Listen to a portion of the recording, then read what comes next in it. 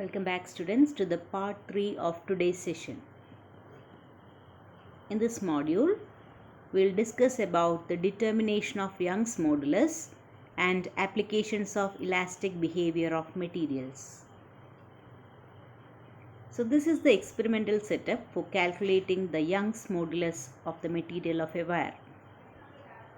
Here you have two wires, one experimental wire and one reference wire, which are suspended parallelly from a rigid support. Let the reference wire be wire A and the experimental wire be wire B. And there is a meter scale attached to the reference wire, and there is a pan for adding slotted weights. And to the wire B we have got a vernier, and here also we have a pan for slotted weights. So two strings were hung from a support and two pans were attached to both the strings. Weights are kept on both the pans. When the number of weights in the second pan was increased, the string got stretched and moved in downward direction. The change in length was measured by a meter scale, which was kept on the reference wire. Using this experiment, the Young's modulus value was calculated. We know Young's modulus Y is equivalent to longitudinal stress divided by longitudinal strain, which is F by A divided by delta L by L. Here L is the original length of the wire and delta L is the change in length. The force acting on the wire is F is equivalent to mg, which is acting downwards, where m is the mass which is being kept on the pan, and A is the area of cross section of the wire, which is equivalent to pi r square. So Y is equivalent to mg divided by pi r square into delta L by L, or Y is equivalent to mgl divided by pi r square into delta L. In this way, we can calculate the Young's modulus of the wire. Now let us see some of the applications of elastic properties of materials. In the construction of various structures like bridges, columns, pillars, beams, etc., the knowledge of strength of materials used in the construction is of prime importance. For example, while constructing a bridge, a load of traffic that it can withstand should be adequately measured beforehand. Or while constructing a crane used to lift loads, it is kept in mind that the extension of the rope does not exceed the elastic limit of the rope. To overcome the problem of bending under force, the elastic behavior of the material used must be considered primarily. So we had seen that the elastic behavior of materials has got various applications. The main two of them are beams used in the construction of bridges, as supports have a cross section of the type I. This cross sectional shape provides a large load bearing surface and enough depth to prevent bending. This shape reduces the weight of the beam without sacrificing the strength and reduces the cost.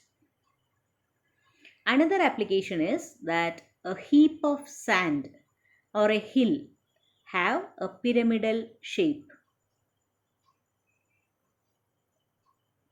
Now let us discuss how thick should the steel rope of a crane be. We know the load should not deform the rope permanently. Therefore, the extension should not exceed the elastic limit. Mild steel has a yield strength of about 300 into 10 raised to 6 Newton per meter square. Thus, the area of cross section A of the rope should be at least within the elastic limit. That is, elastic limit Sy is equivalent to load to be lifted divided by area of cross section, which is equivalent to mg divided by pi r square. A should be greater than or equivalent to W divided by Sy, which is equivalent to mg divided by Sy. That is 10 raised to 4 into 10 divided by 300 into 10 raised to 6 Newton per meter square, if it is to lift a load of 10 raised to 4 kilogram. So the final value is that A should be greater than or equivalent to 3.3 into 10 raised to minus 4 meter square. If you are calculating R from this, the radius of the rope will correspond to 1 centimeter for a rope of circular cross section. Generally, a large margin of safety is provided. Thus, a thicker rope of radius of about 3 centimeter is recommended. A single wire of this radius would practically be a rigid rod. So, the ropes are always made of thin wires braided together like in pigtails for ease in manufacture, flexibility and strength. The second application is that a bridge has to be designed such that it can withstand the load of the flowing traffic, the force of winds, and its own weight. Similarly, in the design of buildings, use of beams and columns is very common.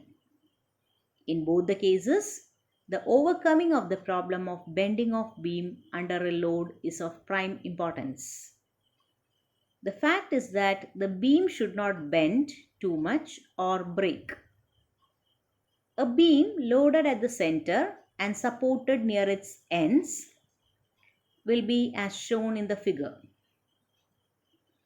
Let L be the length of the beam and W be a weight which is suspended at the middle portion of this beam. A bar of length L, breadth B and depth D, when loaded at the center by a load W, will have a depression. Delta is equivalent to WL cube divided by 4BD cube Y. If delta is to be small, L should be small, Y should be large, and B and D should also be large. Study of beams is very useful in civil engineering and other such avenues. Using the above equation, we can easily say that to reduce the amount of bending for a certain load, Young's modulus of elasticity of the material used must be large. Also, the depth D must be considered since sag is inversely proportional to cube of depth. But the problem faced on increasing the depth is that bending increases and this is known as buckling.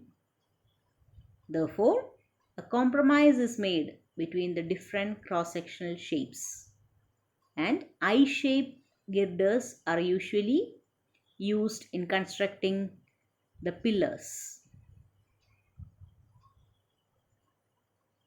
The third application is about the maximum height of a mountain.